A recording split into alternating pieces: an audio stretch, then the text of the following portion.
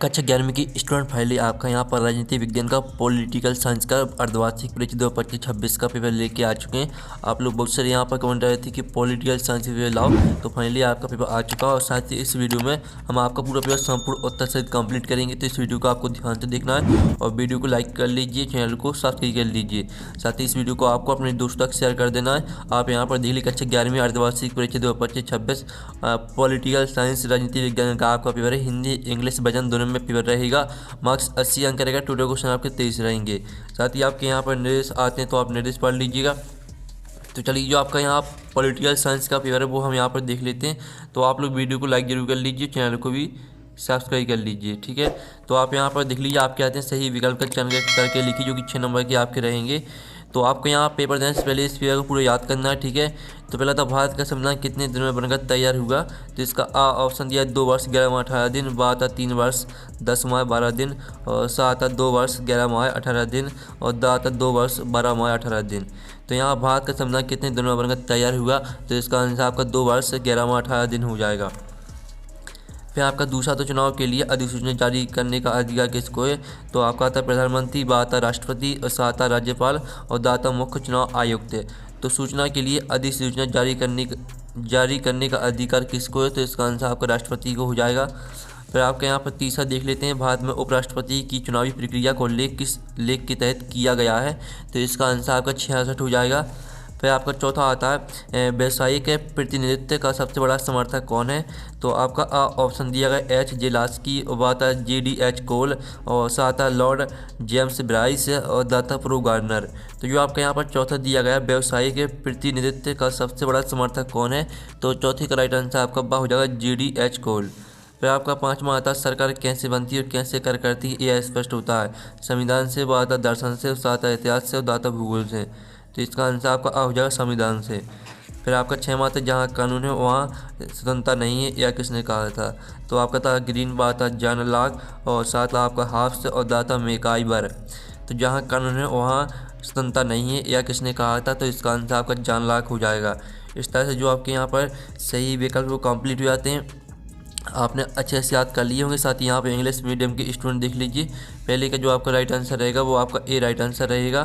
फिर जो आपके यहाँ पर दूसरा आता है, तो दूसरे का आपका जो राइट आंसर रहेगा वो आपका क्या हो जाएगा, दूसरे का आपका बी राइट आंसर रहेगा, तीसरे का आपका डी राइट आंसर रहेगा, और चौथे का आपके यहाँ पर बी राइट आंसर रहने वाला है, और पाँचवें का आपके यहाँ पर ए राइट आंसर रहेगा, और छठवें का आपका बी राइट आंसर हो जाएगा, ठीक है। आप चलिए प्रश्न 2 आता है, रिक्त स्थान की पूर्ति कीजिए, जो कि 6 नंबर के रहेंगे। तो पहला तो चुनाव आयोग की स्थापना डॉट डॉट वर्ष में हुई। तो यहाँ पर चुनाव आयोग की स्थापना 1950 वर्ष में हुई। फिर आपका आता है राज्यसभा एक दंडों सदन है। तो यहाँ पर राज्यसभा एक उच्च सदन है, ठीक है, उच्च आपका इसका राइट आंसर हो जाएगा।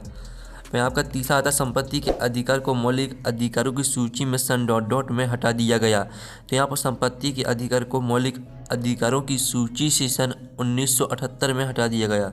1978 आपका इसका राइट आंसर रहेगा। फिर आपका आता है चौथा, शिक्षा डॉट डॉट सूची का विषय है। तो यहाँ पर शिक्षा समवर्ती सूची का विषय है। तो इसका आंसर आपका यहाँ पर समवर्ती हो जाएगा। और जो आपका यहाँ पर आता है 5वां, स्थानीय स्वशासन का जनक डॉट डॉट को कहा जाता है। तो यहाँ पर स्थानीय स्वशासन का जनक लॉर्ड रिपन को कहा जाता है, ठीक है। इसका आंसर आपका यहाँ पर लॉर्ड रिपन हो जाएगा। फिर जो आपका आता है 6वां, अलिखित संविधान डॉट डॉट का है। तो यहाँ पर अलिखित संविधान आपका ब्रिटेन का है, ठीक है, ब्रिटेन आपका इसका राइट आंसर हो जाएगा। इस तरह से जो आपके रेगिस्तान वो कंप्लीट हो जाते हैं। पहले का आंसर 1950, दूसरे का आंसर आपको उच्च रहेगा, तीसरे का आंसर 1978, चौथे का आंसर आपका समवर्ती, पाँचवें का आंसर आपका लॉर्ड रिपन, और छठवें का आंसर आपका ब्रिटेन।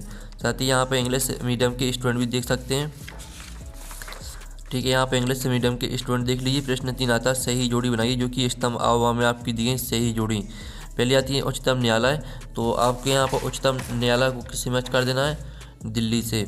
और जो आपकी यहाँ पर आती है संविधान सभा आयोग, तो इसको आपको ब्रैकेट चलाइया से मैच कर देना है। और प्लेटो के गुरु को आपको सुकरात से मैच कर देना है। और राजनीतिक समानता को आपको यहाँ पर मैच कर देना है बहस का मत अधिकार से। और जो आपकी आती 5वीं मानव अधिकार को आपको, ठीक है, एमनेस्टी इंटरनेशनल से मैच कर देना है। और जो 6वीं आती राष्ट्रवाद की समालोचना, तो इसको आपको रविन्द्रनाथ टैगोर से मैच कर देना है। और वोट बैंक की राजनीति, तो इसको आपको धर्मनिरपेक्षता की कमी से मैच कर देना है। इस तरह से जो आपकी सही जोड़ी वो कंप्लीट हो जाती है। साथ ही यहाँ पे इंग्लिश से मीडियम के स्टूडेंट भी देख लीजिए, ठीक है। अब प्रश्न चला था एक शब्द वाक्य में उत्तर लिखी जो कि 7 नंबर के रहने वाले हैं। तो पहला था मौलिक अधिकार संविधान के किस भाग में है। तो मौलिक अधिकार संविधान के भाग 3 में है, तो इसका आंसर आपका भाग 3 हो जाएगा। और जो आता मार्क्सवादी समाजवाद की जनक हैं, तो आपका इसका आंसर रहेगा कार्ल मार्क्स। कार्ल मार्क्स आपका इसका यहाँ पर राइट आंसर हो जाएगा। फिर आपका था न्याय का मतलब क्या होता है, आपको लिखना है, ठीक है। तो चलिए जो इनकी आंसर है वो हम आपको यहाँ पर दिखा देते हैं। तो आप लोग वीडियो को लाइक ज़रूर कर लीजिए। और साथ ही जो आपका यहाँ पर राजनीतिक न्याय का सरोकार किससे है।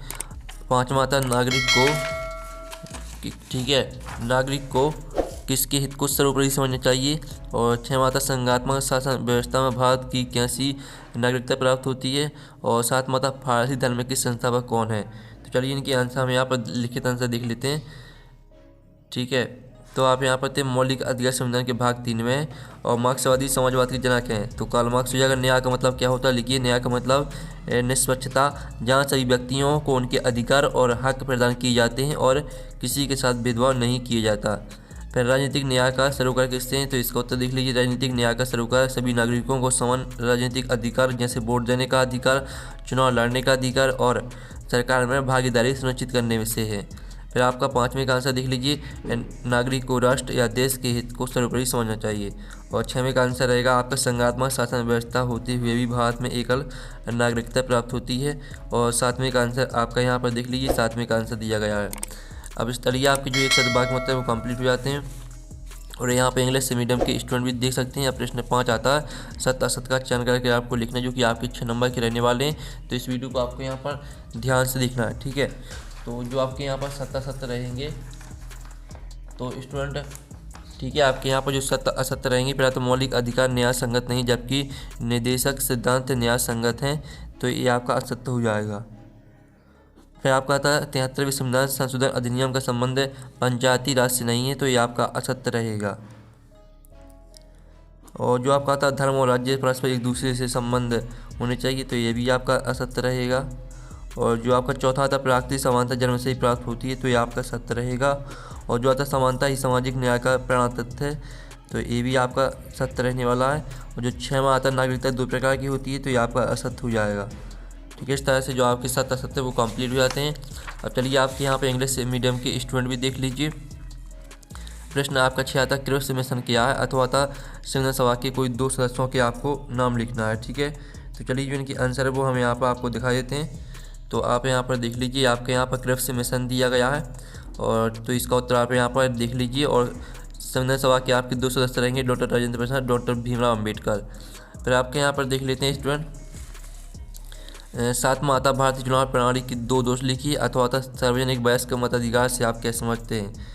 तो चलिए पहले तो हम भारतीय चुनाव प्रणाली की आपके 2 दोष देख लेते हैं। धन की बहुमतवादी भूमिका, जातिवाद और क्षेत्रवाद, दोनों हेडिंग को पूरा याद कर लेना है। और ठीक है, सार्वजनिक वयस्क मताधिकार देख लीजिए, ठीक है, पूरा आपको नागरिक को प्राप्त है यहाँ तक याद कर लेना है। फिर आपके यहाँ पर आता हमें स्वतंत्र न्यायपालिका क्यों चाहिए, अथवा आता राजनीतिक सिद्धांत के क्षेत्र के 2 बिंदु आपको लिखना है।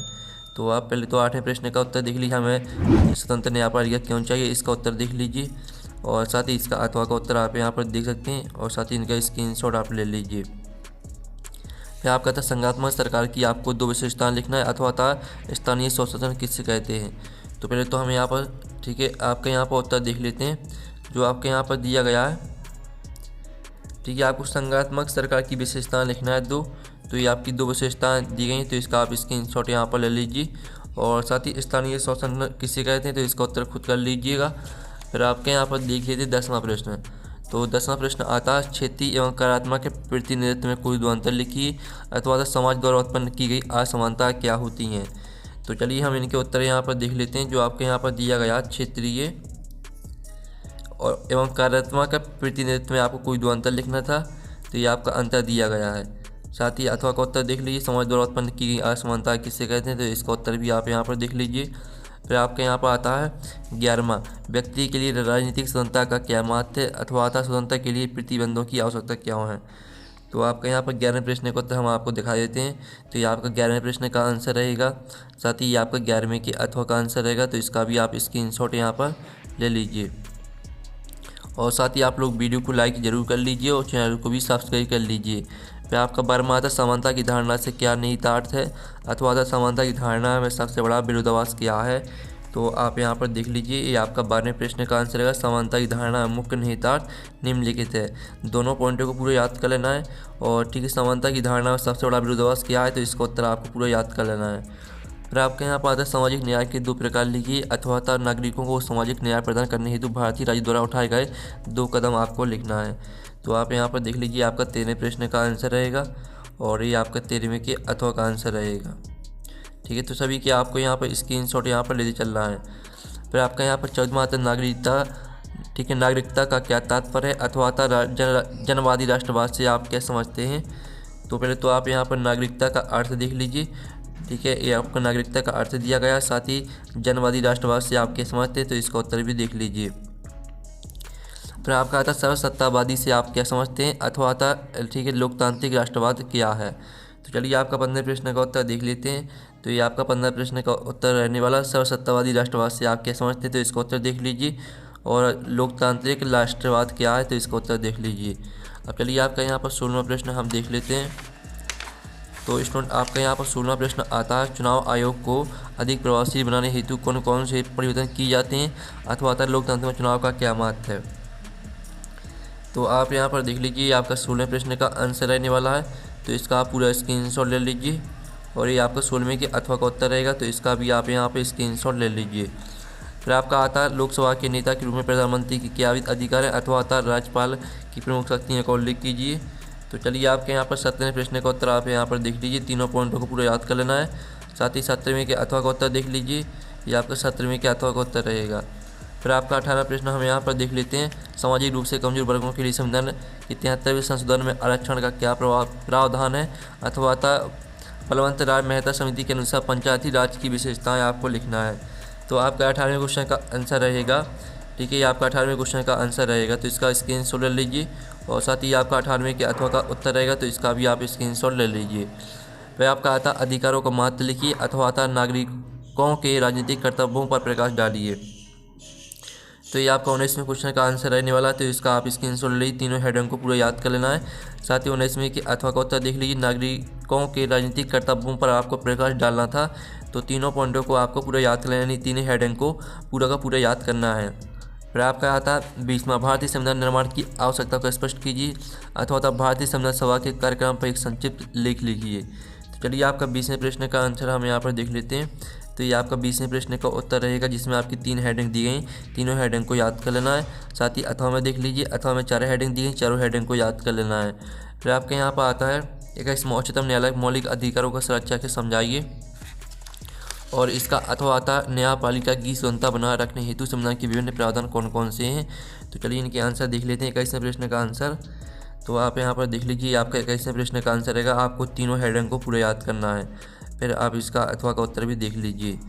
फिर आपका 22वां आता प्रतिबंधों की क्या आवश्यकता है, अथवा आता स्वतंत्रता की नकारात्मक अवधारणा की व्याख्या कीजिए। तो चलिए ये आपका 22वें प्रश्न का उत्तर देख लीजिए। ये 22वें प्रश्न का उत्तर रहेगा और साथ ही आपका 22वें के अथवा का उत्तर रहेगा। 23वां आता राष्ट्रवाद की 2 गुणता 2 दोष लिखिए, अथवा वाला प्रश्न भी आप यहाँ पर देख लीजिए। तो चलिए आपका 23वें प्रश्न का आंसर हम यहाँ पर देख लेते हैं। ये आपका 23वें प्रश्न का आंसर रहेगा और ये आपका 23वें के यहाँ पर अथवा का आंसर रहेगा। तो इसका भी स्क्रीनशॉट आप ले लीजिए। इस तरह से जो आपका पेपर है वो कंप्लीट हो जाता है।